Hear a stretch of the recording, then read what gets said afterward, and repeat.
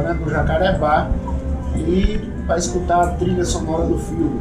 E coincidiu que na hora que tocava o bolero, foi a hora que o sol estava descendo. E aquilo eu achava interessante, repetir outras vezes.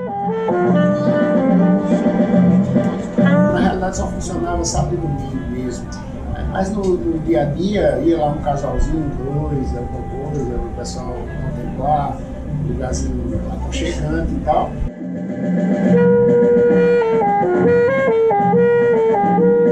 E tocava ali mesmo, sentado num banquinho, tal, uma coisa bem intimista, né? Até que isso foi ficando mais frequente. Nessa altura eu já tocava caminhando no Pia, que era um tablado que entrava no rio 26 metros. Em dezembro de 2000, lá pelo dia 20 mais ou menos, eu estava lá sozinho, não tinha ninguém. Cheguei no final, botei o sax em cima da mesa, da outra mesa, e fiquei contemplando o crepúsculo. E assim eu estava quase que num estado meditativo, assim, bem envolvido ali, já escurecendo. De repente eu tive como uma visão, é como que eu me vi dentro d'água. E aquilo na mesma hora me veio como uma mensagem, assim, eu vou tocar dentro d'água.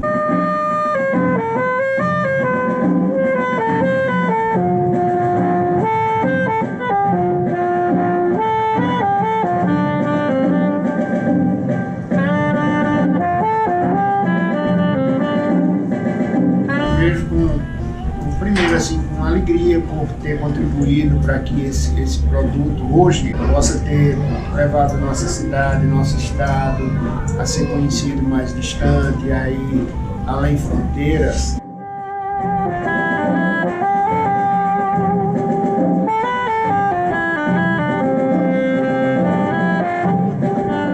Eu me sinto feliz em fazer parte dessa história, e isso para mim não é apenas uma atividade artística ou financeira, ela é muito mais profunda, é uma coisa que faz parte da minha vida, faz parte do meu ser.